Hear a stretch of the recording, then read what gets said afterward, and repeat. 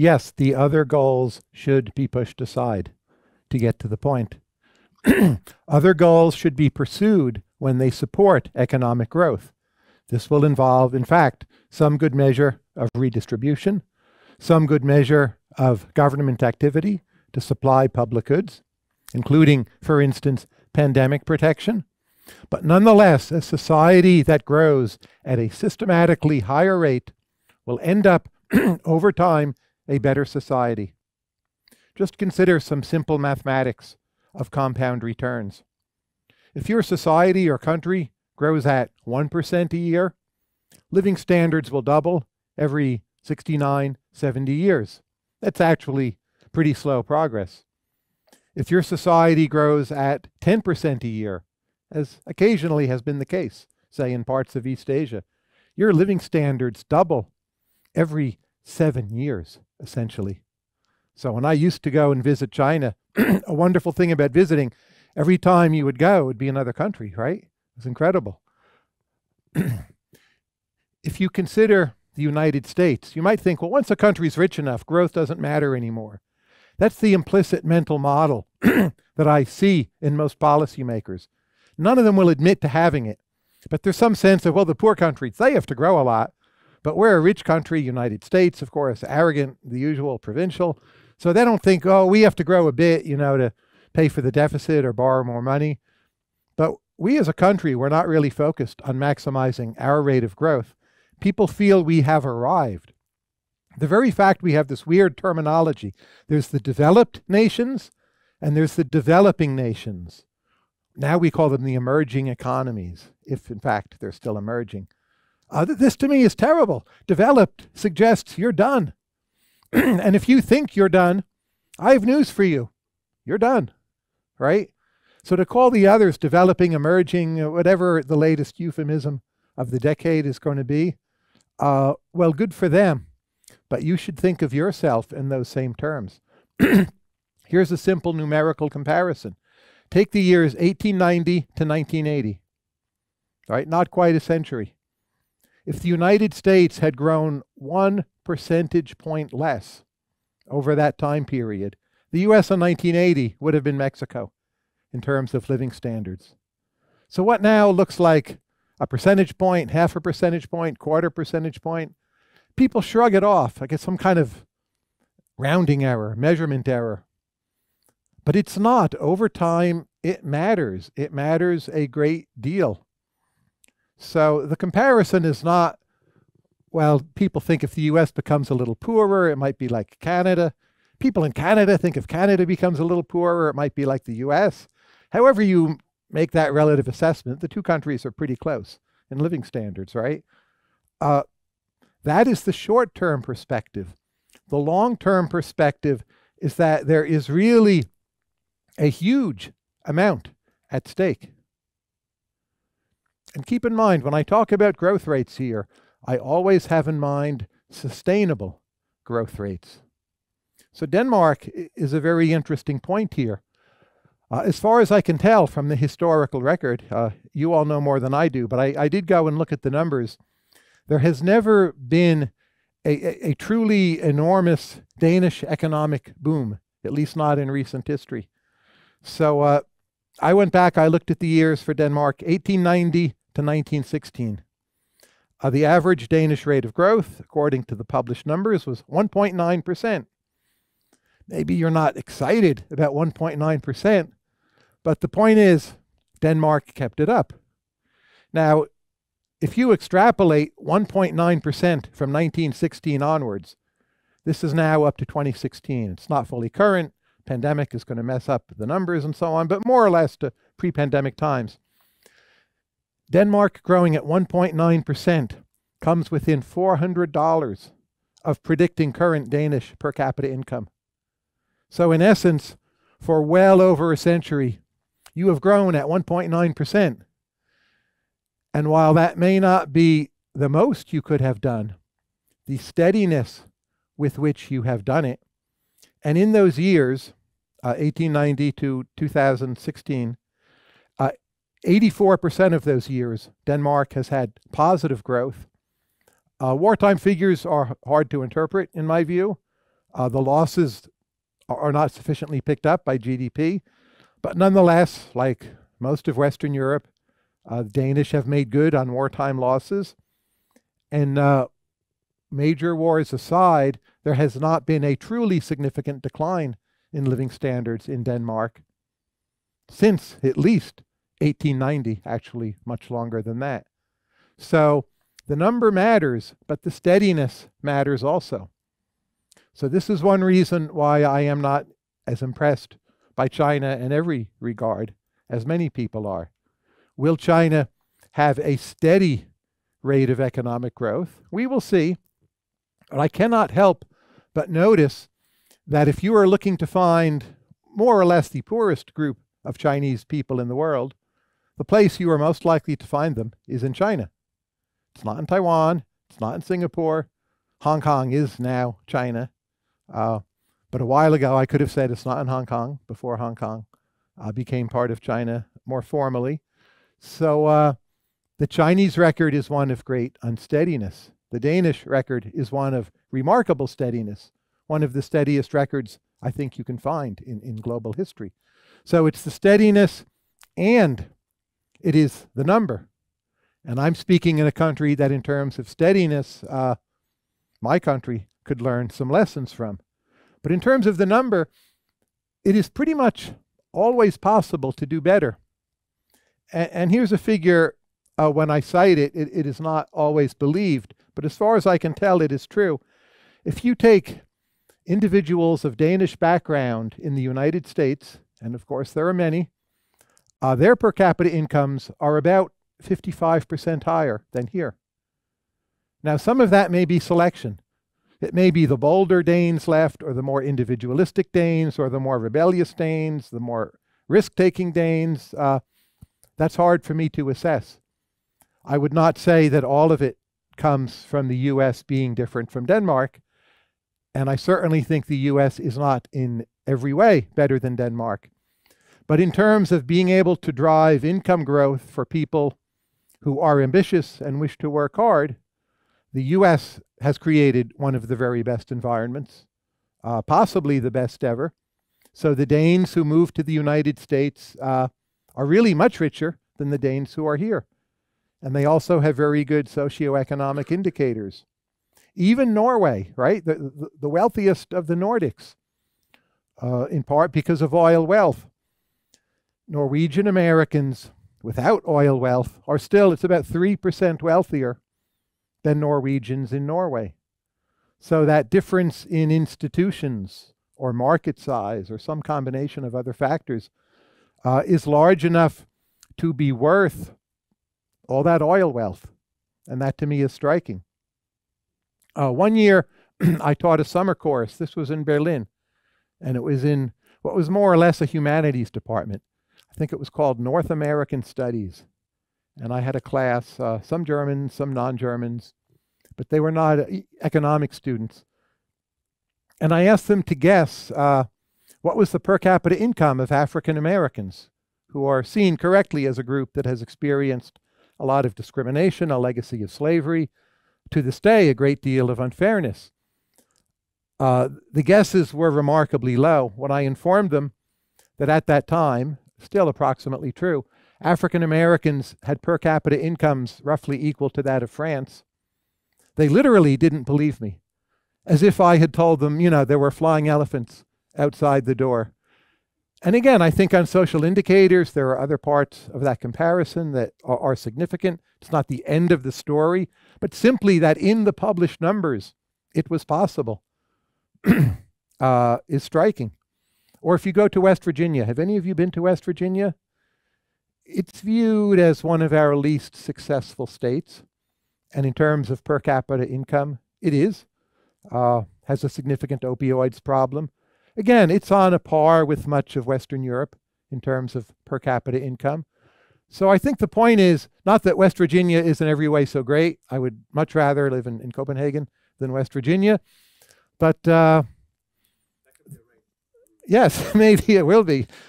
The numbers really can vary, is the point. So it's not that you're locked in to whatever your performance has been. The number could be higher, the number also could be much lower. So sometimes US policymakers, even economists, they'll talk about the United States and they'll use the number 2.2%. They'll say 2.2% is our destiny. It's just not true. It is true that 2.2%, again, putting aside pandemic, is our recent historical average over, say, the last 100 years. It could have been higher. It could have been much lower. But it wasn't our destiny. We're not a developed nation. We, too, are an emerging economy and should think of ourselves as such. So compounding is very powerful, and over time, small differences become very large differences. That's the basic point. So the choices before you, they're just much graver and more important than they feel. So in a sense, anyone connected to policy ought to be very nervous all the time. Like, a lot of the questions aren't easy. So the currency here, should it be pegged to the euro? I don't know the right answer to that, but it will have implications for growth, right? Should Denmark become closer to the European Union, leave the European Union, adopt the euro? What should the stance be with regard to the conflict in Ukraine, migration policy, many other questions that I'm really not able to answer, but I do know how much is at stake in these questions. It's the whole future of your nation. It's not like 1/8 of a percentage point of GDP now, although it is that too. And by the way, that's a lot. It's a lot of money, right? But over time, it's the whole trajectory of the country that is at stake with all these decisions. So one thing we do, just as human beings, we're not very good at dealing with high levels of stress. So we block out a lot of the implications of our choices. We focus on a few. That is functional from an individual point of view, but from a collective point of view, it is somewhat dysfunctional because you squander the moral capital of your country fussing over X, Y, and Z rather than focusing on growth. So if I think of the United States, which at least ideologically has somewhat been at war with itself, I view us as a country that is badly squandering at least some of the legacy of its moral capital, tearing down each other, really not obsessing over our biggest problems, like at times parts of us are. So developing vaccines, right? The US, along with parts of England, Germany, some other parts of the world working in conjunction, in fact, treated itself as an emerging economy in developing mRNA vaccines. That was phenomenal. Just think what a difference that made. It's why I'm here. It's why I am with p=1 alive, rather than some small but very real probability I could have died of COVID. So we treated that as an urgent problem in the way we needed to. But just think what it took. It took a pandemic where some states were locked down for months. Some states are still partly locked down. And in terms of true deaths, true excess deaths in the US, it's well over 1 million. So we lost well over 1 million people. And even then, only parts of the United States responded with sufficient fervor and focus. So the develop vaccines part did. How about the take the vaccines part? You all know this, right? I don't have to tell you. We did not respond with any with any great efficiency. How about the get people testing kits part of our government? Performed very badly. So I don't know. It's a very mixed record. Even when the stakes are right in front of your eyes and large numbers of lives are being lost, and maybe you're, if not locked in your home, but you just can't go out to the bar and have a drink with your buddies, if even then we don't completely get our acts together, and I do understand pandemic response here has been really quite good overall, if you then don't get your acts together, that suggests there's so many other invisible issues. My co-blogger, Alex Tabarrok, he calls it the invisible graveyard. The people who have died or never became rich or couldn't have happy enough lives because of the invisible graveyard from bad policy, mistakes we never really see. Your country makes a COVID mistake, typically it does become quite visible, right? Your country makes a mistake with patent policy. Like whoever knows? They're not, bodies on the street, but there are. That's the thing. That's the point of the invisible graveyard. You're always staring down the invisible graveyard. And when it comes to growth versus redistribution, if you choose growth, over time, almost all of your citizens will be wealthier than if you chose redistribution for its own sake. And to be clear, I do think societies need some level of redistribution to grow, to be stable, to educate their citizens, to make sure every citizen has enough nutrition or enough healthcare or enough whatever, depending on the time and place. But there is a limiting principle to redistribution. And in my opinion, that limiting principle is when it becomes so large that it comes at the expense of growth. When it comes at the expense of growth, my book, Stubborn Attachments, is arguing, choose growth. Because, admittedly, with some lag, but over time, close to your entire country will achieve that end of higher well-being that you are trying to achieve now in the short run with redistribution.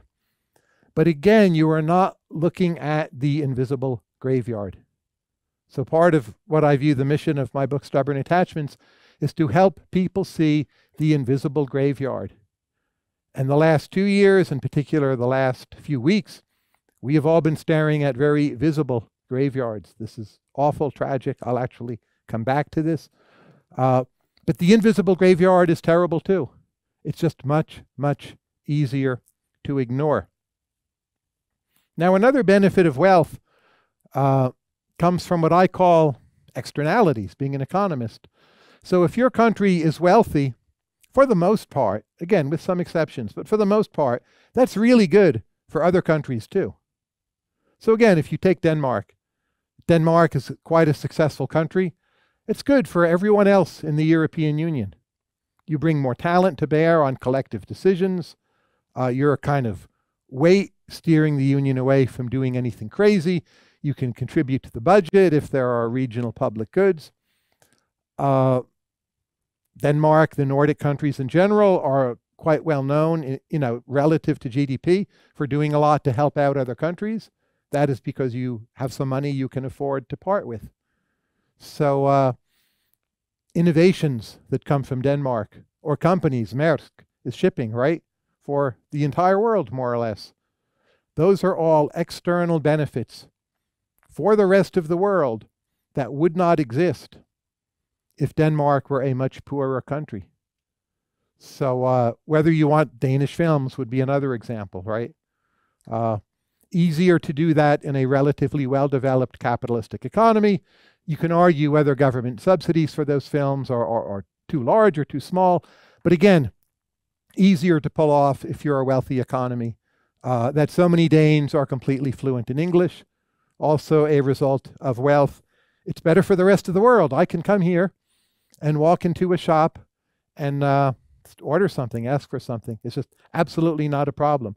I don't kind of sheepishly peer around the corner. Do you speak English? I would try to say in some bad Danish. Or no, you just do things. It's great. So insofar as Denmark or the US becomes wealthy, it's not just Danish living standards are much higher, but for the rest of the world, it's just a much better thing. So those externalities often can be creative ones. If you think, what are the ultimate public goods? They're ideas. So, even middle of the 19th century, Denmark is relatively well developed. You have Kierkegaard, who is not working in a factory, not on a farm, right? He's a theologian. We're all still benefiting from the ideas of Kierkegaard. That's become a public good, and long since obviously passed from copyright protection. So that too is part of the invisible graveyard. It's fine to focus on the gains for your own country. That may even be your fiduciary duty. But just keep in the back of your mind, the gains for the rest of the world are pretty high as well, if your country has become a wealthy country, and if you still view your country as an emerging economy. So never forget externalities is one of the lessons. Here's a few kind of side topics, but I think they're quite important for the main argument.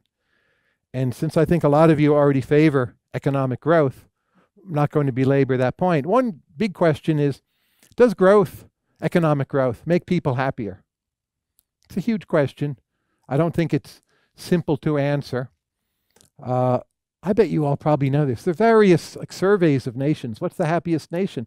And you know who wins a lot of the time? You all win, right? So many articles in America about this, the happy Danes. Then you come here, you're never quite sure, right? Like, well, they seem pretty happy, but like, what's really going on? Then you go back, you read these American articles. They all use the same word, which I'm reluctant to try to pronounce, but it's spelled Hygge, like hygge, right? You all know this word, it's Danish. And like, that's the reason why. I'm always sort of skeptical, like maybe the reason why is they're pretty wealthy and very stable. Like, I don't know, is this hygge? Or you hear claims about what are the expectations here, or I don't know. I don't feel I can unlock that puzzle. But it's worth asking, you know, are the richest countries the happiest? I think at least on average they are. So I would draw an exception for something like oil-rich monarchies, which can be quite wealthy. But either very few people get the money, or there just aren't many people. And everyone, or most of the people who live there, you know, would be migrants from abroad. I think they're just an exceptional case. But for a normal diversified economy, there's a paper by Charles Jones of Stanford, and he sees, you know, wealth and well-being as correlated to about like 0.92. There's a paper not yet available, but I've read it, by Land Pritchett, formerly of Harvard, now in the UK, and he thinks the correlation is much stronger than that. That basically wealthy economies really have, it correlates, tracks very closely well-being. I actually don't think it's quite that close. But I would also add this point. When we're asking what is, you know, a good society, happiness is not the only value at all. So a lot of things people do, they don't do to make themselves happy. So if you know, gave some charity to refugees from Ukraine, it's a great thing to do. Like, did it make you happy? I mean, it might have made you happy, yes, but you didn't do it so it would make you happy. You did it because you felt it was the right thing to do, in some sense. So there's just a lot of values that are, in my view, distinct from happiness. If you listen to Beethoven, does it make you happier? Again, it might, but there's more to Beethoven than happiness. You might be happier, you know, eating a lollipop, a very good lollipop. But it's also that you feel you want to partake in something that is truly great. And that's a value of its own, distinct from happiness. And you can go on and on and on and fill out the list of values distinct from happiness. And I just think if you study the matter long and hard, the non-happiness values, for the most part, also do better in the wealthier societies. Where do you have greatest opportunity to listen to Beethoven, or to give a charitable contribution to Ukrainian refugees, and so on and so on? Again, it doesn't correlate one-to-one with wealth, but the values of wealth are not just happiness. Happiness is one of them. So if you're obsessed with the question, will money make me happy? I would suggest maybe nothing will make you happy. If you're obsessed with the question, what will make me happy? It might even be counterproductive. The way to be happy, it seems, is to have goals and pursue them, and happiness will be a byproduct. So just don't think of happiness as the only value. It's a fascinating, deep question. You know, are the richest people the happiest? It's also interesting when you look at the data, sometimes across countries, the data are quite confusing. So there was one paper where the happiest region, it's not a full country, was Puerto Rico. It's part of the United States as a territory. Now, if you look at the history of Puerto Rico, it's striking that a very high percentage of the population has left Puerto Rico for the 50 states of the mainland. And you might wonder, gee, if it's so happy, why are they all leaving? Or maybe like only the happy ones stayed behind. You know, they got rid of the... I don't know. I suspect the study is misleading. As a kind of extra check on any study, ask the simple question, take the world's immigrants. If they could have a choice, where would they want to live? And basically, we all know it is the wealthier countries. So maybe Japan is less popular because it's hard to learn the script. you know, Canada, Australia more popular because a lot of people already know English. So it's not a perfect comparison, but just a simple question. Where do migrants with their whole lives at stake really want to go? And the countries on that list, you know, a lot of Northwestern Europe, the UK, US, Canada, it's basically the wealthy countries in essence. And that to me is a kind of check on your intuition. But also in the data, what you see, if you don't compare across countries, whenever you cross countries, like you just get confused because countries are different. They use the word happiness differently. How you even translate happiness into their language can be quite complicated. Like what's happiness in German? Well, there's not a parallel. Maybe that's no mistake, right? German has a lot of different words, no one of which are exactly happiness. So when you ask Germans, how happy are you? You're not asking them the same question. But within a country, within a given linguistic area, it is undoubtedly the case that people with higher net wealth report much higher well-being. And that to me is another sign, like the migration data, that wealth does not correlate perfectly with happiness or other values, but it's doing a pretty good job. And if you have maximized your economy's rate of growth in a sustainable manner, you're doing pretty well. Now, let me get back to this concept of sustainability. As you all know, there are significant environmental issues facing the world. Right now, climate change receives the most attention. So that to me is part of sustainability. My view is to the extent we solve climate change problems, it will be the wealthy nations that do it. I'm not sure how good a job we're going to do or doing now. This whole point about the invisible graveyard still applies. We've actually made faster progress, especially in my country, than I ever would have thought. I think a lot of that progress is kind of by accident. People just did things to make money, and they turned out to be green. I'm not sure Americans have ever obsessed over going green. But things like electric cars is now a near certainty they will catch on. People wanting to put in solar power. Have you ever wondered, like in per capita terms, what's the state in my country that has the most green energy? It's Texas. You wouldn't think that. You'd say, oh, Texas, they're like the right-wingers. They're shooting off their guns. You know, the guns take off so much energy, whatever. It's going to be somewhere like Hawaii. Hawaii, I think, is actually the worst, if I recall, on the list. It's one of the worst. Like Vermont's not doing that well. The kind of crunchy granola places that vote totally to the left. But Texas is number one. Is it because the Texans are all, you know, listening to Greta? I don't think so. I just think they have an entrepreneurial mentality. They're willing to make changes. They want to save some money. They also have a lot of sun in most parts of Texas. That's a huge help. Some parts of Texas have a lot of wind. That's another help. And they're used to the idea that Texas is an emerging economy. If you ask, what's the one part of America you can go where when you talk to actual human beings on the street, I don't just mean they're venture capitalists, but who will regard their own place as an emerging economy, it is Texas. Good for them.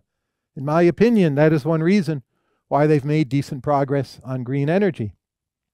But here's a way to put like climate change, sustainability in perspective.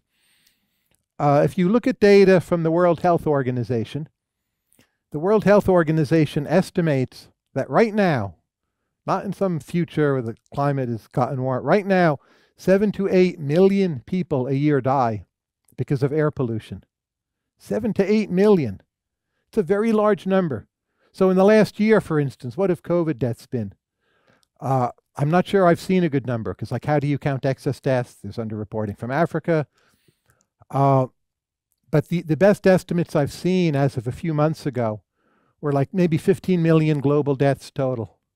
So kind of a 2-year pandemic, 15 million total, 7 or 8 million a year, it sort of roughly maps on to the other. So just regular old air pollution. I don't mean carbon, I don't mean climate change. A lot of this air pollution, it's indoor, it's people burning wood stoves. That's killing as many people a year as the COVID pandemic has been killing. And very often those are younger people. COVID pandemic tends to be older people. Less so with time, in fact. But so in terms of deaths, the invisible graveyard from air pollution, 7 to 8 million a year, just an estimate. But I think everyone agrees it's a very large number. And those are mostly in the poorer countries. It's not happening in Denmark. It's not happening in the United States for the most part. It is, Africa, South Asia, parts of Southeastern Asia. Massive losses from air pollution. And if you ask, well, how many people a year right now are dying because of global warming? I don't have a good estimate for that number. I think it will get worse. That should be a great concern. But it's not 7 to 8 million a year. I don't think it's close to that. There are some estimates that suggest by the year 2100, climate change will involve costs of 5 to 7% of global GDP, which again is an enormous amount of resources. Some people here are like, oh, 5%, not that bad. That's really a phenomenal sum of resources, especially 5% of what we have in 2100. So again, it's worth investing a lot to lower that number. But again, to keep it in perspective, I think we all realize we're not going to totally beat the problem down in the next 10 years, that a lot of what we do will have to be adjustment. And if we take a 5 to 7% hit to GDP, say it's a 10% hit, say higher, which countries are best positioned to take that hit? It's going to be the wealthier countries, in essence. And technologies of mitigation, or if we resort to geoengineering, again, far more likely to come from the wealthier countries. So when it comes to sustainability, I would say we absolutely need to do more, but it's not an argument for becoming less wealthy. It's an argument actually for doing sustainable growth as well as we possibly can. There's another set of issues which I'm sure are commanding everyone's attention here, as in my home country, and that, of course, is the crisis in Ukraine. Russia has attacked Ukraine. There's a great humanitarian crisis going on. There's risks of escalation in some manner. So it's worth considering how this relates to economic growth. One striking fact of the matter to me, I don't think it was well known ex ante. It's become better well known, but just how poor a country Ukraine was. So they're putting up, as I'm speaking, a valid fight. I don't know how well they will continue to do. But per capita GDP in Ukraine, I think it's about like a third of that in Russia. I don't mean like a third of that in Denmark. Way below that, a third of that in Russia. It's like not nearly as rich as much of Latin America. So the matter in Ukraine was not stable. Governance was poor. Corruption was high. Ukraine was not a wealthy country. Would have had a better chance to defend itself had it been better managed and better run. Its invisible graveyard has now become a very, very visible graveyard. The whole question of how wealth relates to military prowess, it's actually one of the earliest concerns of economics. And if you read Adam Smith's Wealth of Nations, it's one of Smith's biggest issues. You might argue it's his single biggest issue. All that material comes in the very end part of the book. It's a difference between books today and books back then. Like if you write a book today, you have to put your main ideas at the very beginning or no one sees them. When you wrote a book back then, there just weren't that many books. Books were expensive. If you bought a book, you'd read the whole book. So you'd build up to your best arguments and put them at the end. But Smith was part of a vigorous 18th and indeed even 17th century debate about national defense and wealth. And Smith very clearly took the position at length, which he argues in the latter part of Wealth of Nations, that it was the wealthy economies with division of labor that would have well-run, disciplined, professional armies, and that these are the countries that would do well in a future likely to be hostile global order. And that was a big part of Smith's defense of capitalism. For a long time, it has not been much discussed. Smith even has a famous sentence where he says something like, well, the defense of the nation is more important than opulence. But he then goes on to argue, opulence is the best way to be able to pay for your own defense. And Smith was not a complete free trader. This is another myth. Smith is just about free trade. Smith made it very clear that when it came to certain interventions, and he meant the Navigation Acts of 1660, that Britain should do these because it would help build up the British Navy, which would then prove useful to Britain in future conflicts. Now, whether or not you agree with Smith on the Navigation Acts can be debated, but the point is, Smith understood defense was really important. Defense was something fundamentally commercial. And Smith was arising from an environment, keep in mind, he was from Scotland. And Scotland then is not like Scotland now.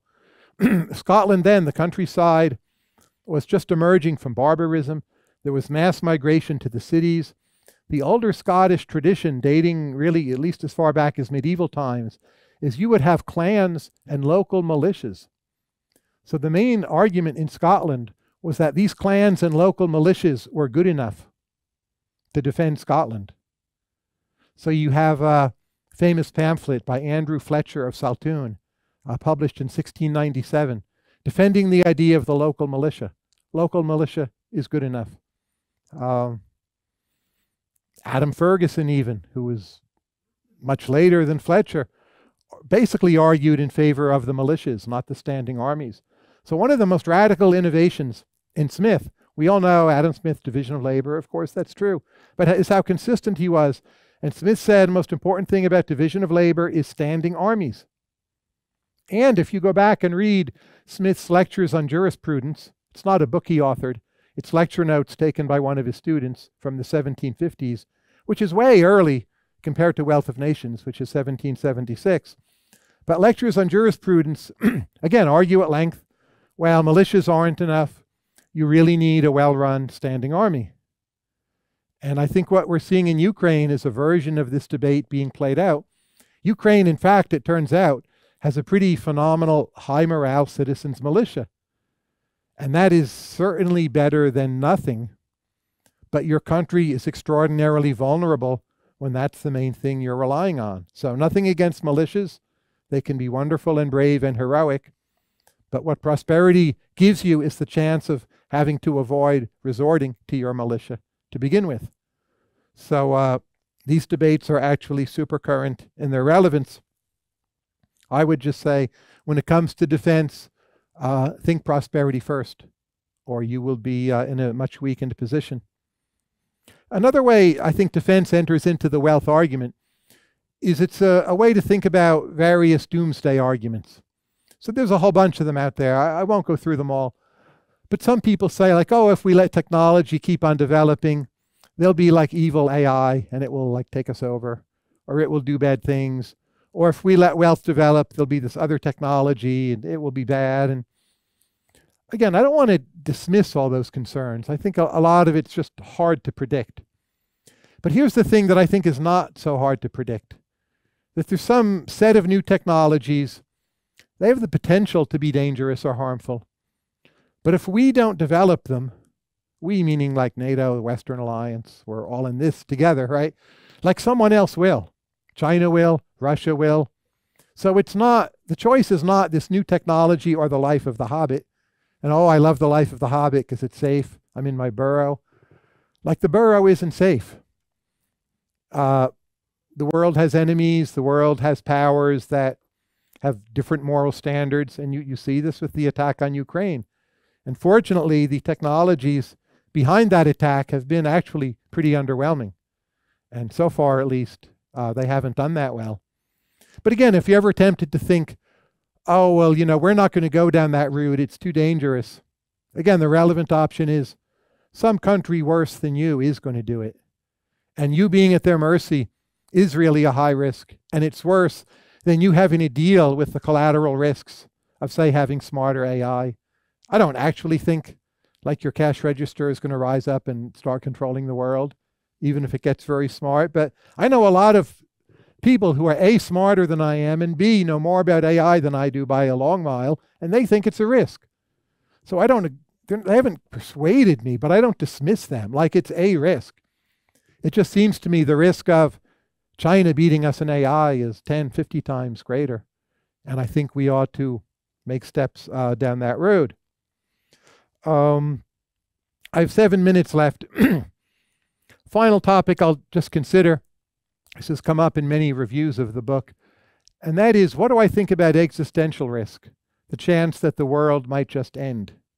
So I have another whole set of friends. They're typically affiliated with a movement called effective altruism. And they say growth is not the most important thing. The end of the world is the most important thing. And they're very worried about the end of the world. And I'm glad that someone is. Right, that's like the ultimate invisible graveyard. There's a huge graveyard, but no one around to look at it, right? But I guess here's my take on that. So some of them are worried about supervolcanoes. Some of them have the AI worry. Some have the bioweapons worry. Some have the asteroid from space worry. Like my biggest worry is just plain old nuclear weapons. It's just a long list of stuff. But I think the fact that it's a long list is itself significant. That whenever the world ends or gets much, much worse, say the world doesn't end, but we go back to Mad Max territory. You know that movie? The Australian movie, Mel Gibson, like that's bad. It's not the end of the world, but it's like, no, thank you, right? It's just a lot of ways it can happen. Like how many end of the world movies are there? 100, 200? So I don't think it's so easy to plan in advance. Like here's our plan to stop the end of the world. If you imagine people, say in the US in 1925, how many of them knew that we needed the Manhattan Project and an atomic bomb? Like no one, right? Let's say you fast forward to 1935. How many of them knew? I don't know, maybe Einstein, but like basically no one knew. Even like 1939, it's not known that that's what we need. Yet it turns out that's what we need, right? And we do it pretty quickly. We have a lot of talent on hand. We have pretty well-functioning institutions. We build the atomic bomb and get it before the Nazis do. That, in fact, worked out really well. But it didn't work out well because someone was sitting around in 1925 planning, well, where are we going to put the Manhattan Project? Let's rent the land to Los Alamos now, make sure we have it. It's just like, great if you can do it, not really that practical. So if you're thinking, well, how do you protect against the end of the world? I would say you want to attract a lot of talent to your country. So the US, in fact, attracted a whole host of foreign scientists, typically from Central Europe, who helped build the bomb. You want to have well-functioning institutions. You want to be speedy in response. We're pretty awful at that right now in the US, except for the vaccines. The rest of our responses were quite sluggish. You want to be flexible. You want to be really wealthy. You want to have a lot of science. So then when the possible end of the world maybe comes, you're ready to fight it. So I don't think you can micromanage the fight against the end of the world. I do think it's important. But the way you're in a good position to do that is basically to do the kind of things that are going to maximize wealth.